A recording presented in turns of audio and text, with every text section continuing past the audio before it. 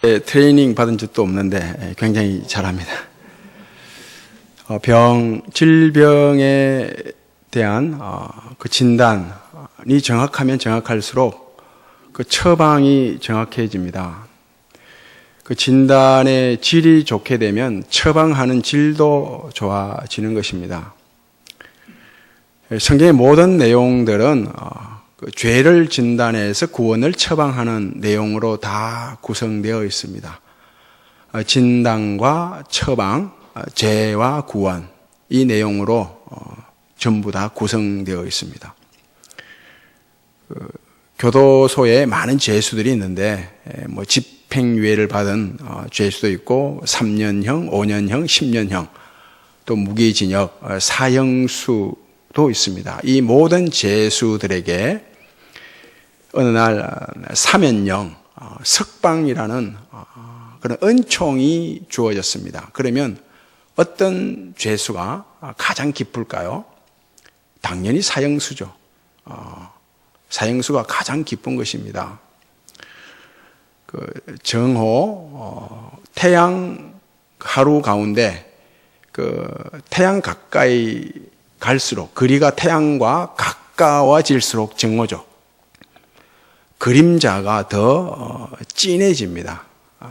굉장히 정오 때에는 그림자가 진해집니다. 이처럼 이 죄에 대한 그림자가 짙을수록 구원의 빛은 더 강렬해지는 것입니다. 우리가 살아가는 이 세상은 악이 만연하고 죄가 덕실거리는 그런 세상을 살아갑니다. 이 세상의 모든 사람들의 삶은 다 죄의 늪에서, 죽음의 늪에서 허우적거리는 그런 삶을 살아가는 것입니다. 마치 독이 든 잔을 들고 서로 건배하는, 웃음을 외치는 그런 세상이고, 독사의 혀가 난무하는, 그 독사의 혀를 가진 사람을 편삼고 친구 삼는 그런 세상을 우리가 살아갑니다. 마치 이와 같죠. 이 책장에 독이 묻어 있는데 그 책장을 한 장 한 장 넘기기 위해서 침을 바르는, 마치 죽을 일을 계속해서 쌓아가는 그런 세상을 우리가 살아갑니다. 근심, 걱정, 떠날 일 없고 늘 불안하고 두렵고 뭘 하더라도 만족이 없는, 참된 만족이 없는 이런 세상을 살아갑니다. 이런 세상 속에 살아가는 우리를 하나님께서 불쌍히 여기사 직접 오셔서 우리를 구원하기로 하신 것입니다. 우리를 건져내신 것입니다. 이스라엘 백성들이 애굽 땅에서 다 종살이, 죄의 종살이, 애굽 땅에서 종살이 할 때 하나님께서 모세를 통해서 하신 말씀이 바로 이 말씀 아닙니까? 내가 직접 내려가서, 하나님이 직접 내려오셔서 그들을 젖과 꿀이 흐르는 가나안 땅으로 데려가려 하노라. 이 말씀 그대로 죄가 만연하고 악이 덕실거리는 이 세상에 하나님이 직접 오셔서 우리를 건져내신 것입니다. 오라, 내가 너희를 쉬게 하리라. 우리를 모이도록 하셨습니다. 교회로. 바로 모이는 은혜, 모이는 교회입니다. 모이는 것으로 끝이 아니라 이제 가라 그러죠. 가라. 배가 항해하기 위해서는 바다가 필요한 것처럼 이제 우리가 살아가는 세상으로 가라 그러는 것입니다. 마치 양을 이리 가운데 보내는 것처럼 가라 이것입니다. 우리로 하여금. 하나님께서 방화범, 불을 지른 방화범에게 불 끄는 일을 맡길 수 없죠. 그리고 환자의 병을 환자가 치료할 수 없습니다. 사람에게 구원받을 만한 이름을 하나님이 주신 적 없고, 사람에게 구원받을 만한 행위가 있다고 말씀하지 않았습니다. 사람이 사람을 구원할 수 없는 것입니다. 그래서 하나님께서 직접 내려오셔서 우리를 먼저 구원하시고 우리를 다시 세상에 보내셔서 흩어지는 교회, 흩어지는 은혜를 받도록 하신 것입니다. 오늘 본문 말씀은 성령 강림 세 번째 사건으로 이방인에게 성령이 강림하는 그런 사건입니다. 고넬료 이방인에게 성령이 임하는 것입니다. 오직 성령이 너희에게 임하시면 너희가 권능을 받고 예루살렘과 온 유다와 사마리아와 땅끝까지 이르러 내 증인이 되리라 말씀하신 이 말씀이 이제 마지막 땅끝까지 복음이 증거되도록 이방인에게 성령을 부어주시는 그런 사건입니다. 이 사건으로 인해 우리가 오늘 이 자리에 앉아서 예배를 드리는 것입니다. 이 사건이 아니었더라면 우리가 이방인에게 구원받을 길이 없었던 거죠. 이 한 사람 고넬료가 성령을 받아 회심하는 이 사건을 10장 전체 48절에 걸쳐서 아주 장황하게 구체적으로 설명하고 있죠. 이런 경우가 없습니다. 성경 그 어디를 봐도. 이거 정말 대단한 사건이기에, 엄청난 사건이기에 이렇게 길게 구체적으로 장황하게 기록하는 것입니다. 성경 그 어디를 봐도 한 사람의 회심을 이토록 길게 설명한 사건이 어디 나옵니까? 없습니다. 구약 성경을 보면 아브라함과 이삭과 야곱, 요셉의 행적들이 굉장히 길게 나오죠.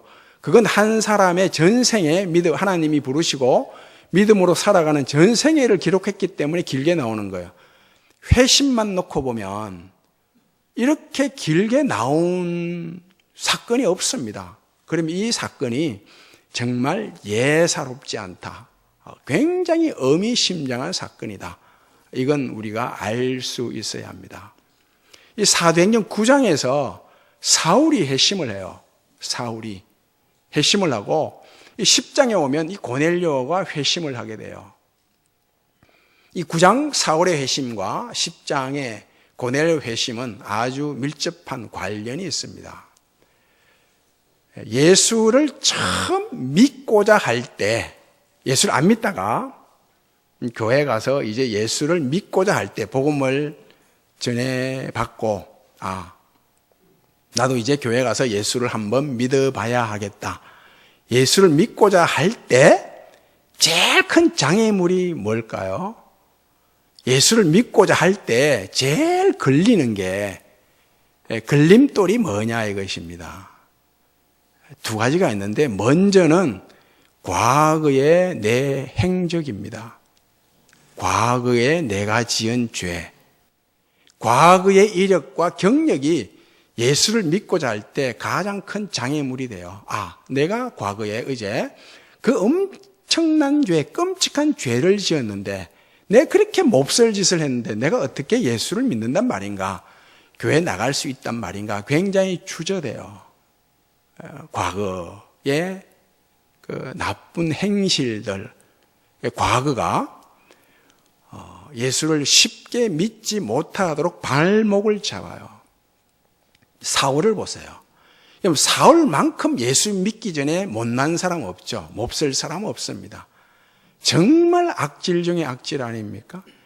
예수 믿는 사람만 골라내서 잡아 죽였던 사람입니다. 그런 사람이 그리스도인이 된다. 이건 일어날 수 없는 일 아닙니까?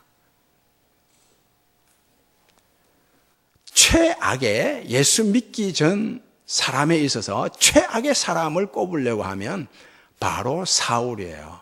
그 사울 같은 사람이 예수를 믿는다면, 그리스도인이 된다면 그리스도인이 되지 못할 사람은 세상에 아무도 없는 겁니다.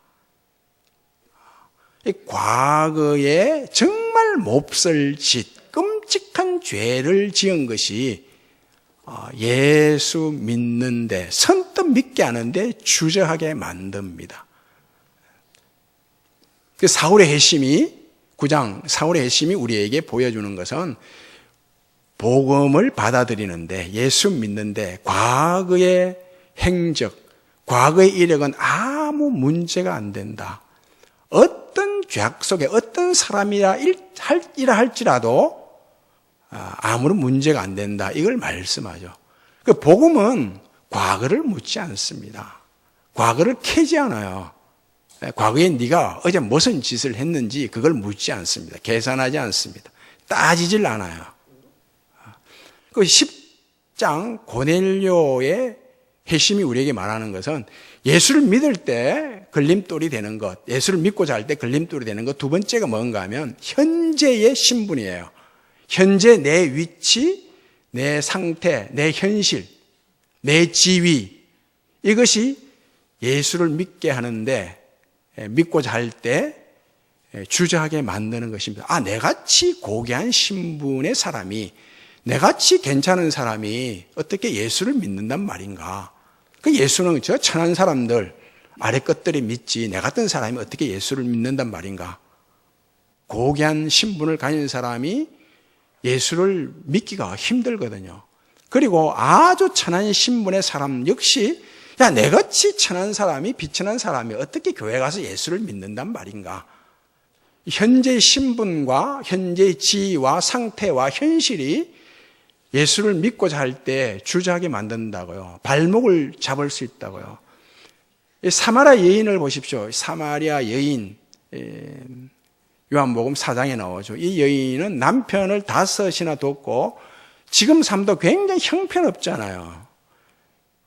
이런 여인이 예수를 믿고자 할 때 자기의 지금 형편없는 삶이 예수를 쉽게 믿지 못하도록, 선뜻 복음을 받아들이지 못하도록 해요. 그 요한복음 3장에 보면 니고데모가 나오죠. 이 니고데모는 굉장히 고귀한 신분의 사람이에요. 율법 교사잖아요. 선생들의 선생이었다고요. 그러니 얼마나 고귀합니까? 오늘날 치면 교육부 장관쯤 되는데, 이런 신분이 예수를 믿고자 할 때 믿지 못하게 하는 발목을 잡는 경우가 있다고요. 이 고넬료도 지금 이 경우야. 굉장한 신분을 가진 사람. 로마 시민권자일 뿐만 아니라 로마의 군대 장관, 백부장이었다고요.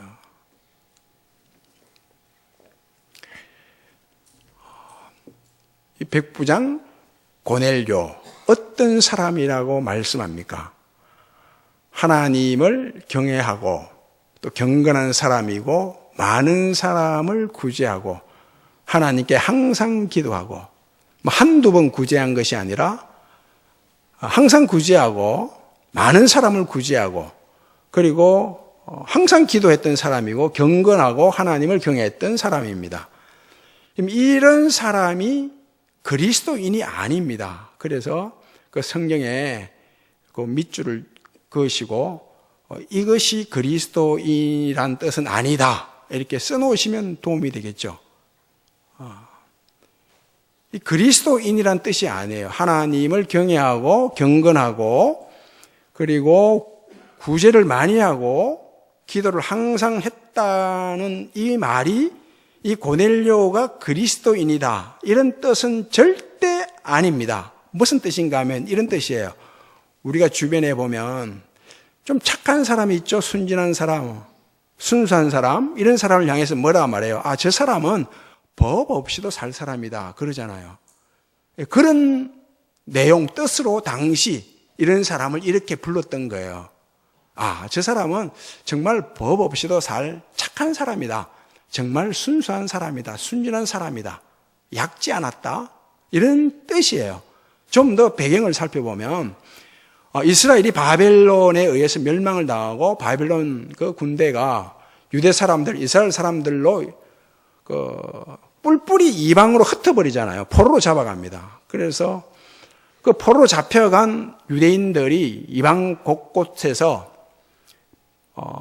디아스포라가 흩어져서 살아가죠. 유대인들이 이방 땅에서 살아갈 때 그 유대인들끼리 모여서 살아가죠. 우리나라 사람들이 해외로 이민 가면 모여서 살잖아요. 그래서 코리아타운을 건설하죠. 편안하고 서로 위로하기도 쉽고, 그리고 혹시 이제 고향에서 오면 고향 소식도 알게 되고, 바로 이런 뜻으로 흩어져 살던 유대인들이 곳곳에 회당을 지어서 살아가는 거예요. 회당에 모여 살게 되면 거기서 모여서 서로 위로하고 서로 소망을 나누고, 그리고 고향에서 또 이방 땅으로 온 사람이 있으면 직업을 알선해 주기도 하고 취업자리 알아봐 주고, 그리고 무엇보다 안식일마다 율법을 배우고 가르치는 것입니다. 우리가 하나님을 떠나서 하나님께 불순종해서 이렇게 이방 포로로 잡혀왔다. 거기에서 모여서 하나님께 다시 돌아가자. 어느 날이 되면 그러면 우리가 율법을 배워야 한다. 공부해야 된다. 율법을 가르치고 배우는 것입니다. 이 회당에 모여 사는 유대인들이 굉장히 경건하게 살아요. 율법 따라 사니까 굉장히 경건하죠. 그리고 절제한 그런 삶을 살아가죠. 이런 유대인들이 회당에서 살아가는 삶의 모습을 이방인들이 보고 좀 신기하게 생각하죠. 저 유대인들은 회당에 모여서 살아가는데 굉장히 경건하다, 거룩한 삶을 살아간다, 허랑방탕하게 살아가지 않는다. 이런 모습들을 보고 이방인 중에 나도 회당에 가서 너희들처럼 회당의 정회원이 되고 싶다. 그 나를 여기 받아도 회당에 나를 회원으로 받아달라고 그렇게 말하니 이방인들은 유대인이 될 수 없잖아요. 그렇죠? 될 수가 없습니다. 그래서 그 유대인이 되고 싶어 하는 사람들을 준 회원으로, 회당에 준 회원으로 받아주는 거예요. 정식 회당의 회원은 안 되고 준 회원으로. 그런 사람을 바로 하나님을 경외하고 경건히 살고 구제하고 항상 기도하는 사람이라 이걸 다 종합하면 전문용어로 God feared, 하나님을 두려워하는 사람이라고 불렀던 것입니다. 고넬료가 바로 그런 사람이었던 거예요. 하루는 고넬료가 기도하는데 환상 중에 하나님의 사자가 고넬료에게 고넬료야, 너의 기도가 하나님께 상달되고 너가 구제하고 너의 살아가는 삶을 하나님이 다 봤다는 거예요. 보세요. 하나님이 만약 고넬료의 행위, 많이 구제하고 하나님께 기도하고 경건하게 사는 것이 구원을 이루었을 것 같았으면 천사가 이렇게 말했겠죠.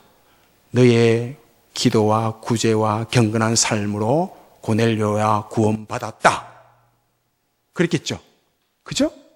그거로 고넬료 행위로 만약에 구원을 받을 수 있었다면 천사가 너의 행위로 구원을 받았다. 하나님이 다 기억했다. 그래야 되는데 그런 말 없죠. 오히려 천사가 뭐라고 얘기해요?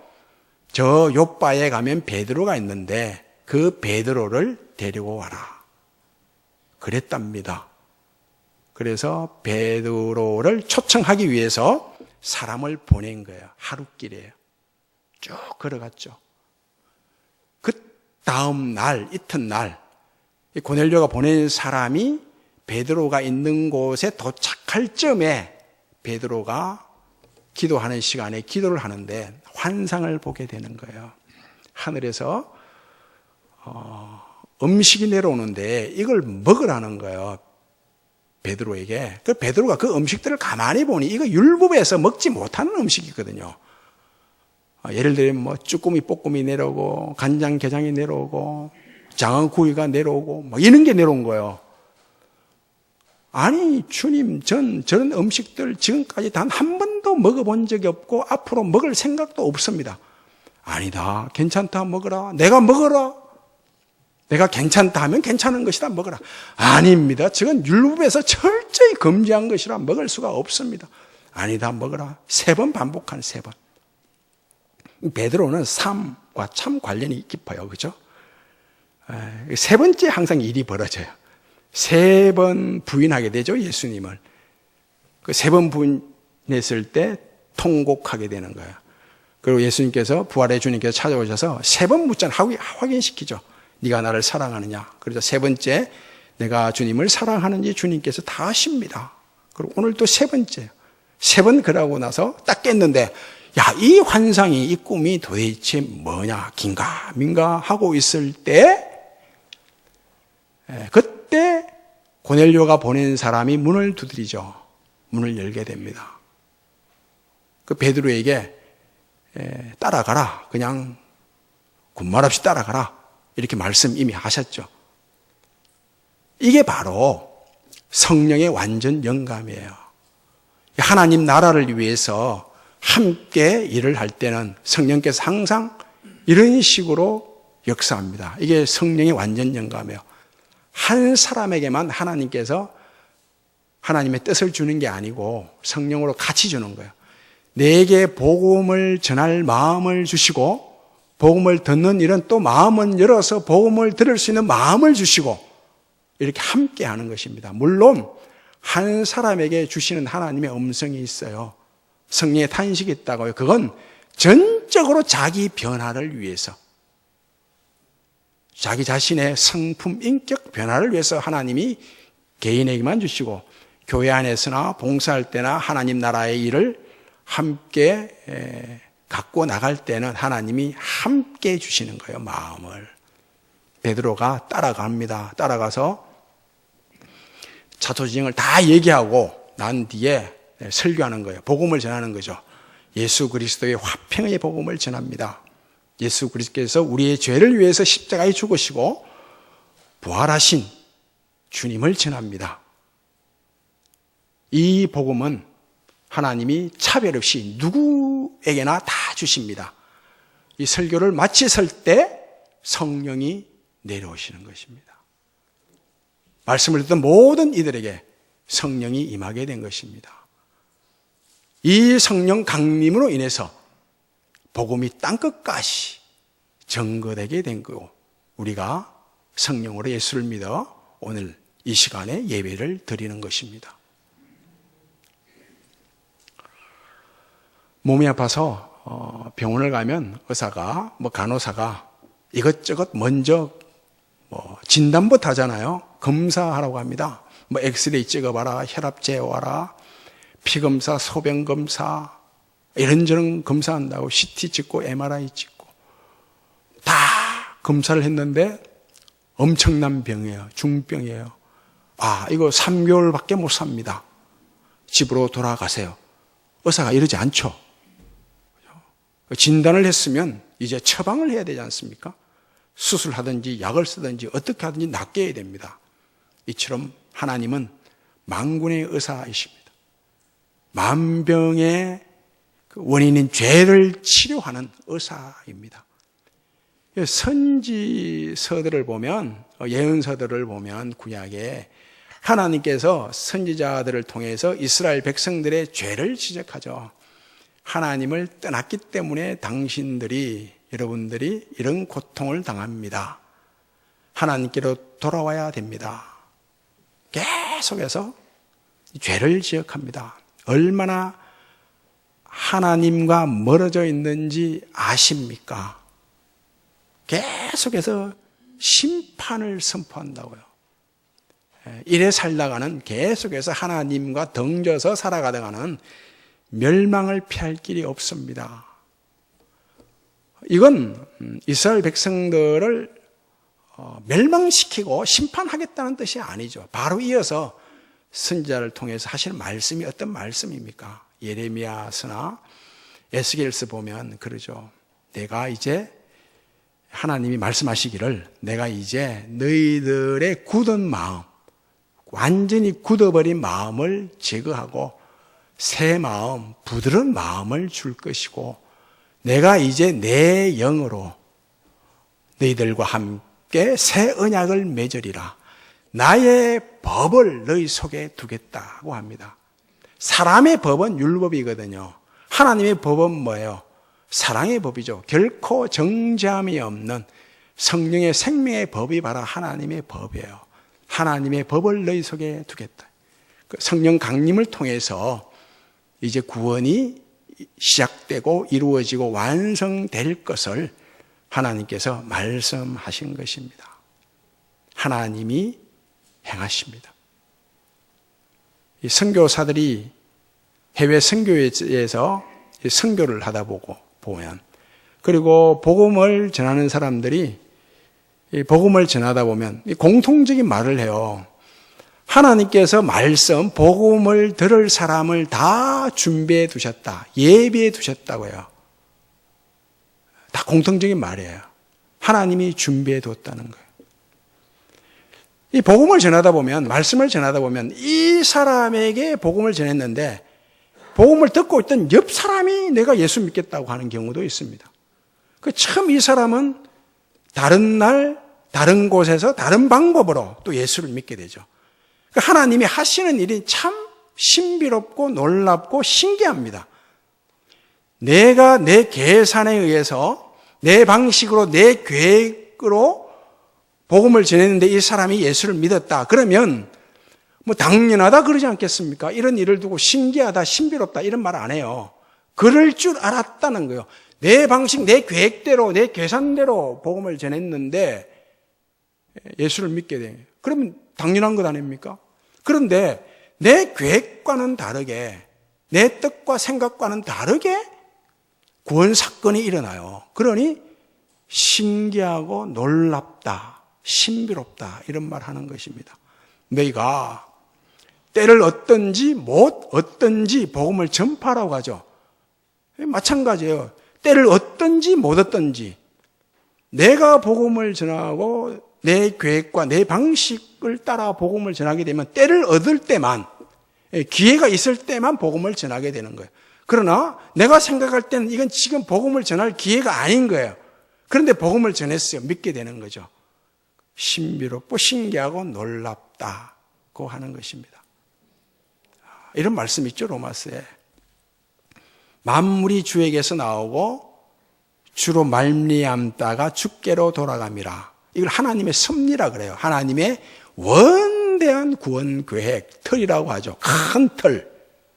이 안에, 하나님의 섭리 안에 뭐 생사복이 다 들어있는 것 아니겠어요? 우리가 나고 병들고 죽고 살고 우리가 잘되고 복받고 뭐 고통 이런 것도 다 이 하나님의 섭리 안에 다 있는 거예요.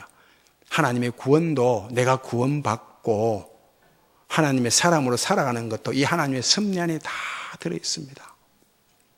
먼저 이걸 믿으셔야 됩니다.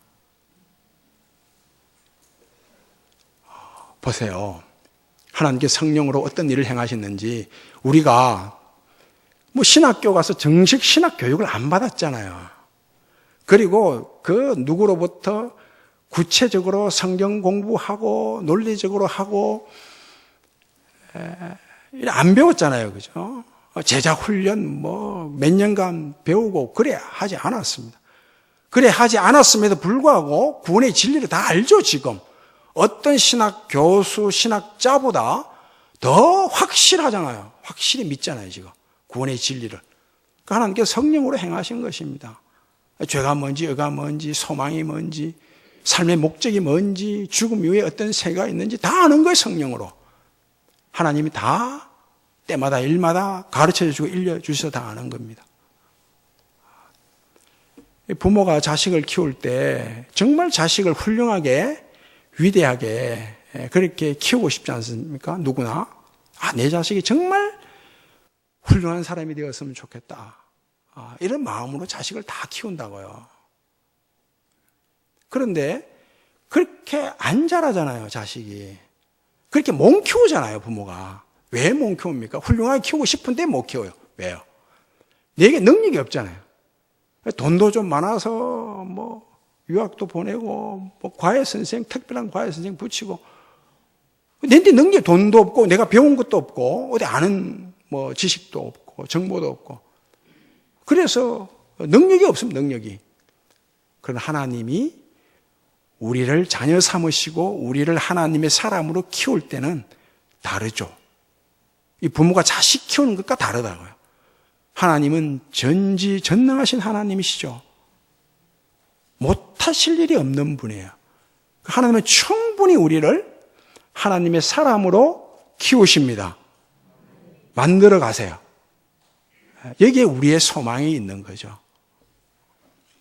영국에서 산업혁명이 일어나고 난 후에 영국 사회가 굉장히 진보를 이루죠. 발달을 하게 됩니다. 그래서 잘 살게 돼요. 해가 지지 않는 나라가 된다고 영국이 엄청나게 잘 살게 돼요. 이 시기에 한 젊은이가 태어났어요. 집안에. 한 집안에 어떤 아이, 생명이 탄생하게 되면 그 집안이 굉장히 흥하게 되고, 또 어떤 집안, 한 가문에 어떤 사람이 갑자기 죽게 되면 집안이 몰락하게 되고, 이런 경우가 좀 있죠. 다 그런 건 아닌데, 이 아이가 이 집안에 태어났는데 그 집안이 그때부터 흥하기 시작하는 거예요. 승승장구하는 것입니다. 엄청난 집안이 돼요. 남들이 다 부러워하는 모든 면에서 엄청난 집안이 됐는데, 이 아이가 6살 때 어머니가 갑자기 죽어버립니다. 그때부터 집안의 가세가 기울기 시작하는 것입니다. 점점 몰락해가요. 동업자가 배신을 하게 되고 친구가 배반하게 되고, 그 6년 후에 6년 동안 흥했는데 6년 후에 완전히 쫄딱 망해버려요. 완전히 망해버려요. 태산이 무너져도 솟아날 구멍이 있다고. 그 당시 영국 사회에 완전히 무너진 사람, 완전히 바닥친 막장까지 간 사람과 집안에 있어서 유일한 꿈이 하나 있었어요. 그 꿈이 뭐냐? 그런 사람들에게 꿈과 희망이 뭐냐면 바로 신대륙 꿈입니다. 신대륙. 미국으로 가는 거예요. 이 집안도 건너갔죠. 이 젊은이가 12살 때 이 젊은이가 너무 어려서부터 격변의 세월을 겪었잖아요. 그렇죠? 그러니까 인생과 삶과 죽음에 대해서 계속 고민하다가, 이 집안이 원래 예수 믿는 집안이죠. 그 당시에는 영국 사회가 대부분 예수 믿었으니까 여기저기 고민 끝에, 거룩한 고민이죠. 인생이 뭔지, 죽음이 뭔지, 죽음 이후의 세상에 대해서 고민하다가 신학교를 가게 됩니다.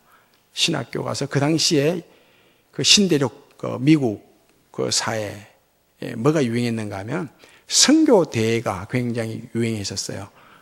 1차, 2차 대각성 운동이 일어날 때입니다. 그 신학 공부를 마칠 즈음에 1883년 하트포트 선교대회에 참석했는데, 거기서 큰 은혜를 받고 선교사가 되기로 작정을 합니다. 선교사가 되기로 작정하는데, 어느 나라 선교사가 되기로 하는가 하면 인도 선교사가 되기로. 인도와 영국은 아주 관련이 있잖아요. 인도를 영국이 식민지 삼았기 때문에 그 인도 선교사로 가려고 선교 훈련을 계속 받다가 마지막 날쯤 돼서 어떤 강사가 와서 선교에 대해서 말씀을 전하는데, 지금 조선이라는 나라가 있는데 그 나라에 1300만 명이 살아가고 있는데 다 복음을 한 번도 들어보지 못해서 영혼들이 죽어가고 있다는, 이 조선 땅에 선교사로 갈 사람 아무도 없다고, 이런 말씀을 듣게 되죠. 이 말씀을 듣고 난 후에 이 젊은이 마음속에 계속 그 마음이 울리는 것입니다. 왜 네가 조선 땅에 선교사를 안 가냐? 인도에는 선교사로 갈 사람 네 말고 참 많다. 계속 단식하는 거예요, 성령께서. 마침 이 성령의 음성에 이 젊은이가 순종을 하게 되죠. 이 젊은이가 누구냐 하면 호레스 그랜트 언더우더, 우리나라에 온 최초의 장로교 선교사입니다.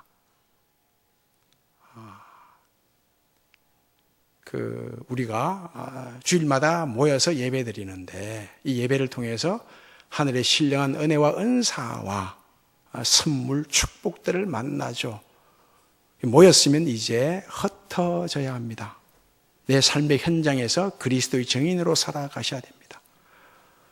모이기만 잘해서는 안 되고, 모이는 것도 잘해야 됩니다만은, 모이기를 잘했으면 이것만 잘하면 안 되고 흩어지는 것도 잘하셔야 됩니다. 이 코로나 바이러스가 좀 흩어지라고 이것 아닙니까? 예수님께서 십자가에 죽으시고 부활하신 후 40일간 계시다가 하늘로 승천하시면서 제자들에게 주신 말씀이 있죠. 어떤 말씀을 주셨습니까? 너희는 가라. 너희는 가서 모든 족속으로 민족으로 제자를 삼아 아버지와 아들과 성령의 이름으로 세례를 베풀고 내가 너희에게 분부한 모든 것을 가르쳐 지키게 하라. 세상 끝날까지 내가 항상 너희와 함께 있을 것이라. 이 말씀을 제자들에게 하셨습니다. 제자들에게 하셨는데 모든 제자들이, 예수님의 말씀을 들은 모든 제자들이 예수님이 십자가에 죽으시고 부활하시고 성령을 보내주시는 이 말씀을 확신한 건 아니에요. 어떤 제자들의 경우는 이 예수님의 말씀, 예수님이 십자가에 죽으시고 부활하신 그 자체를 좀 의심했던 제자들도 있었답니다. 그래서 비록 의심하는 자가 있었으나 이 제자들에게 주신 말씀이 바로 가라, 가서 모든 족속으로 제자를 삼아라. 세상 끝날까지 내가 너희와 함께 할 것이라. 이 말씀을 하신 거예요. 비록 좀 긴가민가, 내가 그리스도의 증인으로 살아갈 수 있을까? 이렇게 긴가민가 확신하지 못하는 이런 제자들도 있었는데 그들에게도 주신 말씀이, 똑같이 주신 말씀이, 이사야서 말씀 보면 이런 말씀들이 많아요. 내가 너희를 심었다는 거, 심었다. 너희를 이 땅에 심었다가 이런 말씀들을 많이 합니다. 하나님께서 심은 것을 그 누가 빼낼 수 있겠습니까? 못 빼냅니다. 어떻게 빼내요? 하나님이 심으셨기에 하나님이 물을 주고 하나님이 거름을 주고, 그래서 심은 그 가지에서 싹이 나고 꽃이 피고 열매가 맺혀서 작은 자가 천을 이루고 약한 자가 강국이 되도록 하시는 이 하나님의 사랑, 하나님의 사랑의 열심이 나와 평생 함께 하심을 믿고 흩어져서 여러분들의 삶의 현장에서 그리스도의 증인으로 살아가는 그런 복이 있기를 바랍니다.